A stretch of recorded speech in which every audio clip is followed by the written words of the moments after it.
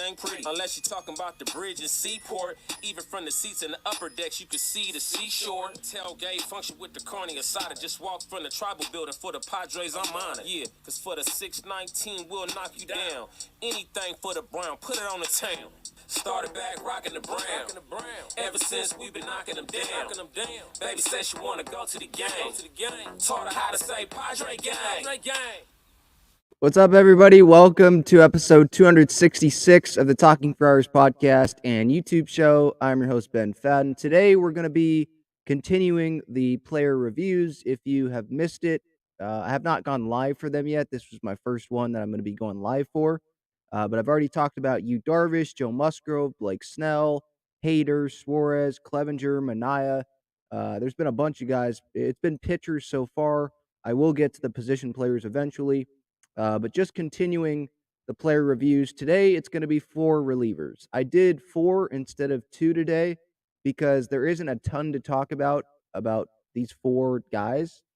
So I figured just put them all up in one single episode and get through these 4 guys and then move on to more players. So today it's Pierce Johnson, Tim Hill, Steven Wilson, and Adrian Morejon.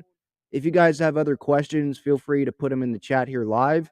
But I'm going to get through these guys first, and then if there's any general Padre questions, feel free to leave them in the chat. I'm going to put a super chat in there. I appreciate that, and I'll get to those eventually.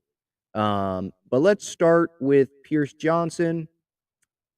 Not a ton of things to really talk about with Pierce Johnson this season, because he didn't pitch a whole lot, definitely in the regular season. I mean, 15 games, 14 and a third innings, 5.02 ERA.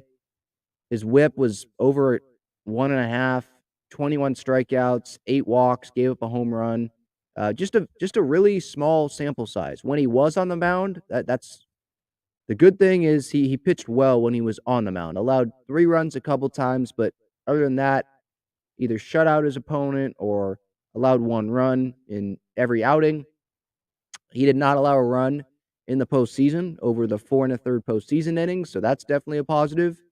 When he's on the field, I like Pierce Johnson. I don't think you're going to see him as like a 8th or 9th inning guy if he comes back next year. He's a free agent right now, but I'd definitely bring him back on a deal.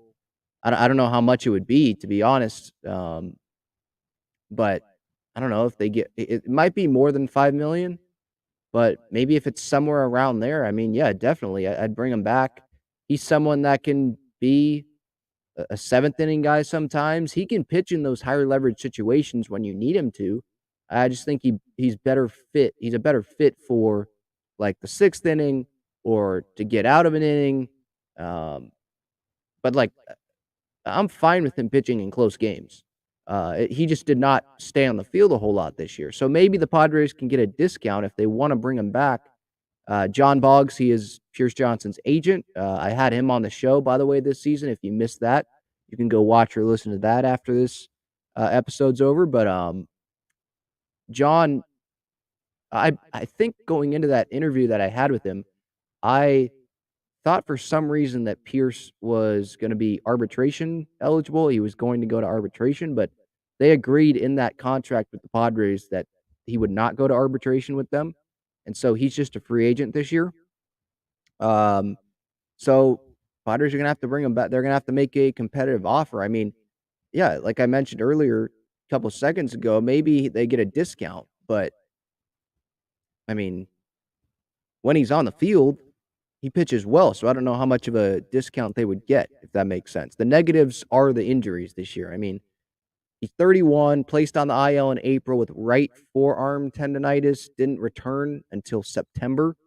So that's obviously most of the season, but he didn't allow a run in the postseason. He was available in the postseason, which is, I mean, what matters is being available the whole year, but he was available in the postseason and pitched well in the postseason. So you do have to give that to him.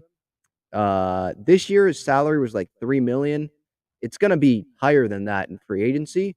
I just don't know how many years he's going to get, if he's going to get a multi-year deal coming off a big injury season or a season where he had an injury and was out for most of it.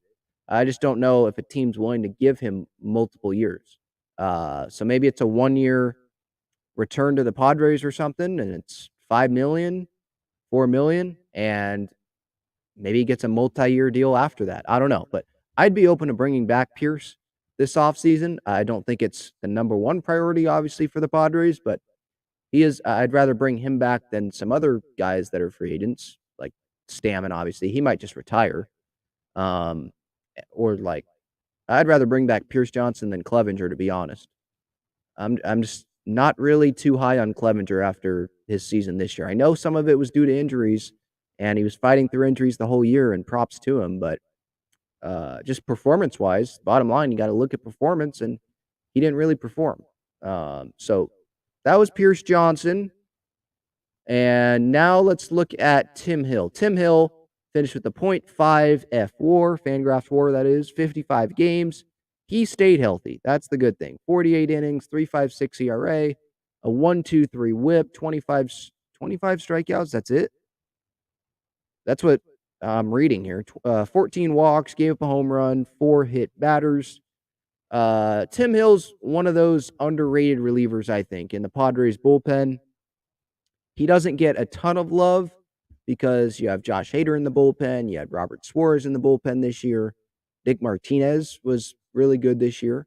Luis Garcia is like the 7th inning guy now, or at least in the postseason he was. He might be 8th inning depending on who they bring back or what moves they make to add to the bullpen this year. Maybe it's Garcia in 2023 is the 8th inning. But with Tim Hill, I mean, he's someone that I definitely trust. I mean, to get out of innings, obviously he has that unique arm angle. He's a lefty. Padres didn't have a ton of lefties in the bullpen this year. I thought he was a pretty valuable piece to this Padres pen. Just reading some regular season numbers here. Allowed a run in less than 15% of his regular season games. Went 23 games without allowing a single run from July 2nd to September 6th, I believe. Did not allow a run, did not walk anyone in the 3 postseason outings that he had. I think there was a couple in the division series and then some in the NLCS as well. I mean, when it mattered, he showed up, and there were some situations, like, for example, game 4 of the NLCS when Melvin had Manaea go out there for that 5th inning.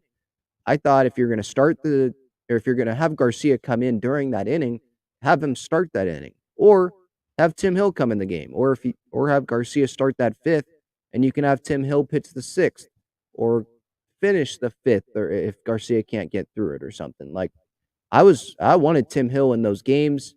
I thought he probably could have pitched more than he did in the postseason, but obviously you can't change that now. That's not really in Tim Hill's control, right? That's not up to him when he pitches.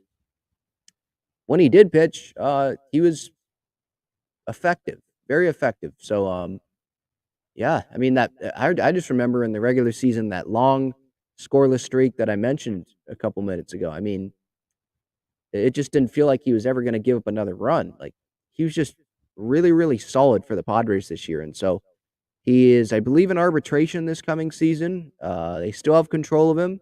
So that is good news. That's not another worry that you have to put on AJ Preller's list of worries this offseason.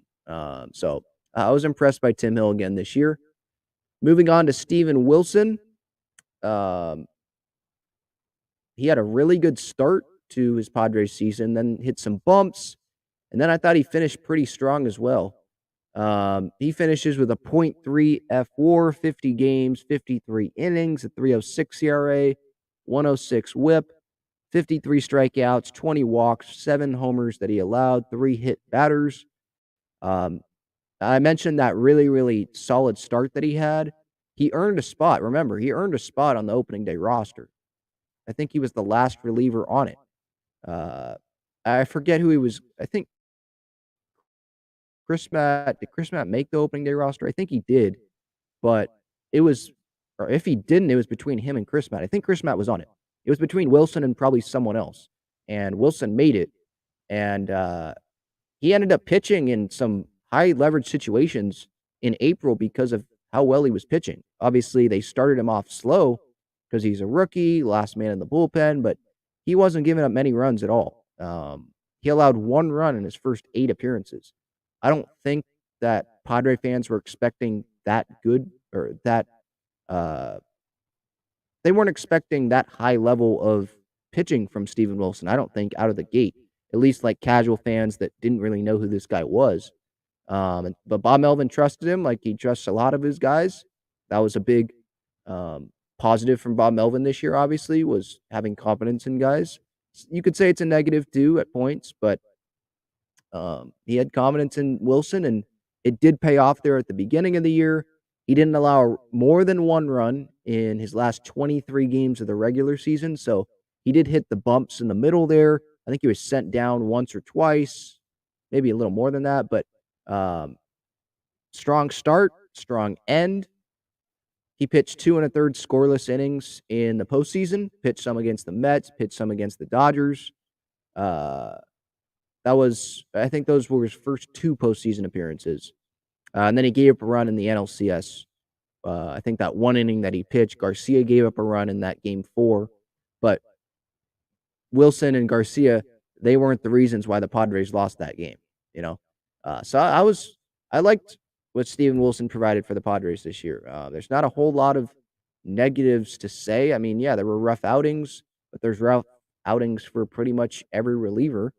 He was sent down a couple times. He had that stint on the IL, left hamstring tendonitis, but most of the time when he was on the mound, I mean, the fastball was good, electric. Yeah, he hit some bumpy spots during the year, like I've mentioned a couple times already here, these last couple minutes. But that was more because he was going through his fastball and batters were expecting it. They watched the video.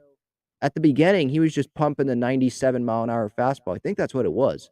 It was high 90s, I think, just past guys. It looked faster than 97. Or if it was 95, it looked like it was 98. And that's obviously a difference. So once guys adjusted to Wilson, he faced some struggles, but then he got back. I think he used more of the breaking ball. I don't have like numbers in front of me on that, but I think just eye test, he was using not just a fastball for his put away pitch. He was using more pitches there. So, yeah, I think going into next year, he could earn a higher leverage role based on which relievers the Padres decide to bring back. If they decide to bring back Suarez, they're probably going to have to pay him a lot. I don't think they'll bring him back, but if they do bring him back, then maybe Wilson has about the same role because you have Hader still, you have Garcia still, you have Hill, Chris Matt's still there and all that. But I think that Wilson could definitely provide an impact for a positive impact for the Padres bullpen in 2023. And then the last guy, Adrian Morejon. I mean, there's not a whole lot to talk about him because he just didn't stay healthy the entire year. Part of that was because he didn't start the season healthy or he was building back up to be healthy. Because he started the season on the IL with the Tommy John recovery from 2021. Because remember, he missed the majority of 2021 with that Tommy John because he got hurt in Arlington, I want to say. I think that was later in that weekend, the same weekend that Joe Musgrove threw the no-hitter. Had Tommy John out for the year and then came back, but then was sidelined again, experienced left shoulder inflammation in June, sidelined him for a few weeks. For me personally, I'm just waiting to see what this guy can do in a full season. Like, he just hasn't had that really with the Padres. Bear with me for a minute here while I look up Morejon's season numbers, like innings, because 2019, 8 innings, 2021, 19 and a third innings, 2021, 4 and 2/3. I mean, that was his first start, right, of the year, I think, or first appearance, or second appearance, my bad. And then this year, 34 innings. Like, the most innings he's thrown in a season for the Padres are 34 innings. And I know he's a young arm and all that, but this is kind of feels, for me at least, it feels like it's going down the Dinelson Lamet road. Like, electric arm. Can't wait to see what he can do in a full season, but when is that full season going to come? I don't think the Padres are close to giving up on him, but if you do remember, there was some chatter about maybe do the Padres have Adrian Morejon go to the Nationals in the Juan Soto trade? But at that time, Morejon was pitching well for the Padres. So I think my stance at that time was like, no, I mean, if I have to, sure, I'll give up Morejon, but I don't want to give up Morejon. Like, I'll give up Gore, I'll give up Abrams, but Morejon, like, we're trying to win right now, and this guy's a young arm. He's pitching well. He's finally healthy. So I didn't want to give him up, and I don't want to give him up still. I mean, yeah, like he just doesn't have a ton of innings under his belt, but that could be a good thing because his arms, it should be fresher than guys, or some guys that are 23 that have already been in the big leagues for a couple years, with those firearms, right? I'm trying to see here. Let me look at his game logs.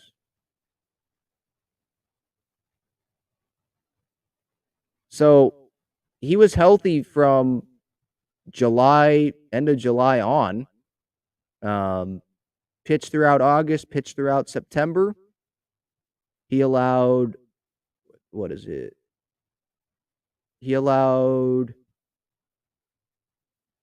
4 earned runs in his last 10 innings in the regular season this year. Opponents had a 177 on base percentage. And then when we go to the postseason,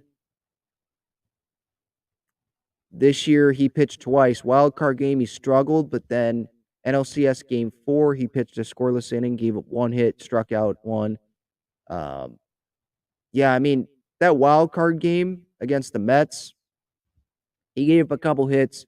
I believe he came into the game in that inning after who was pitching? I think it was Morejon still, right? He gave up that hit to Jeff McNeil with the bases loaded, I want to say it was. Yeah, the double to Jeff McNeil. That increased the Mets lead from 3-2 to 5-2. Padres lost that game. The good news is Musgrove obviously helped Morejon out there in game 3 and just shut the Mets down. Padres won. So Morejon didn't cost the Padres the series. And Snell didn't pitch that great either in game 2. I want to put that out there. It wasn't all on Morejon. But it was clear Morejon didn't have his command, especially with the fastball. What I remember in that game 2 outing, it felt like the fastball just wasn't there. And Bob Melvin maybe kept Morejon in that game too long. I believe I was on with Jim Russell on John and Jim's wrap-up show after that game because John was doing like the Aztecs game or something. And Jim and I were just pissed off that Morejon was still in that game. Like, you have a chance to close out the series. It's still a close game, and Morejon clearly doesn't have it. You have a lefty and McNeil up at the plate. Why are you not going to Tim Hill? In fact, yeah, now that kind of, I'm rejogging my memory. Yeah. I thought Tim Hill should have been in that game at that time. So I think, Morejon just didn't have it in that postseason appearance. My point is, sometimes you're going to face some bumpy outings with Morejon. That's what you're going to experience with him. But he does have that potential. He still has, the 97 fastball, right? The breaking pitches they can still definitely complement that fastball. Let me look up his baseball savant numbers. I'm sure the spin rate's good. Like, this is a guy, I mean, he's 23. Like, this is a guy that I'm not going to give up on here. I mean, fastball velocity, 92nd percentile. That's great. Fastball spin rate, 96 percentile. Great. The curve spin is 58. That's not so great. The extension's not so great, but the fastball's definitely there. So if he can work on his breaking pitches, I think he's going to be pretty hard to hit. I'll say that. So those are the relievers today. Steven Wilson, Tim Hill, Pierce Johnson, Adrian Morejon. If you have any thoughts on those relievers' years, feel free at Talking Friars on Twitter and Instagram, or in the comments if you're watching live or on replay here on the YouTube channel. If you're listening on the podcast platforms, thank you so much. I appreciate that. Subscribe to the YouTube channel. I do recommend that. Daily Padres content. There's breakdowns on there. There's highlights that I'm going to be uploading from the 2022 season up there. I already have the Padres season highlights. I think I was the first to put those up.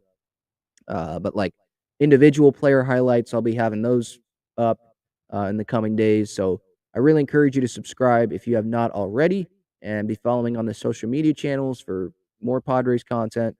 As this offseason heats up, I mean, obviously there's a lot of decisions after that World Series is over. Within those 5 days, the Padres have player options that are going to be decided. Well, the players have the player options. The Padres have some club options like Will Myers, but that's like $20 million. They're going to decline that, and he'll be a free agent. And then like Profar has the player option. Will he come back? I don't know. I think that's a tough choice, tough decision for him, because he had a great year for him after a not that great 2021. And there's Robert Suarez obviously has the player option. Nick Martinez has the player option. So I'll definitely be covering that stuff, and there's going to be a lot of attention on that because we obviously know Suarez, Martinez, like those two guys were huge for the Padres, and Profar was big for the Padres this year too. So if they decline those player options and go out to free agency, the Padres might have to overpay for some of those guys or for all of those guys. And I don't think they want to do that. So there's a lot of stuff that's going to be going on, and that's just the 5 days after the World Series. Then we have Drury and Bell, a lot of free agents for the Padres, and obviously free agents from other teams that might be fits for the Padres. I mean, I love the offseason. I mean, it sucks this year because the Padres, you want them to be playing in the World Series, but once the World Series is over, I'm probably not going to be feeling so bad because I'm going to be just focused on 2023 and this offseason and how the Padres can get better.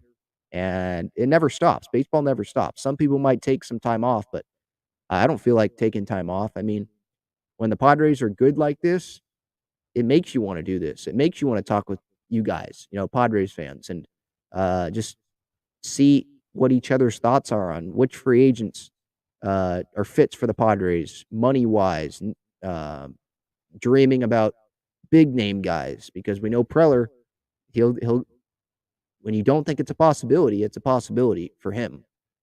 So a lot of interesting stuff to come. GAGLIONEBros.com. That is the website for our sponsor, Gaglione Bros Famous Cheesesteaks and Garlic Fries. Great cheesesteaks, fries, cheese fries, garlic fries. I definitely recommend you check the restaurant out if you have not already, located on Friars Road. Great food there, great people there. Definitely recommend that. I'll be back tomorrow with another episode. I forget what players I'm reviewing tomorrow, but I'll probably be going live. If not, it'll be recorded. But if there's probably not because the World Series is on. But whenever there's Padres news, I'll definitely be talking about it. So this has been episode 266. Thank you so much for listening or watching, and I'll see you later. Have a good one. Happy Halloween.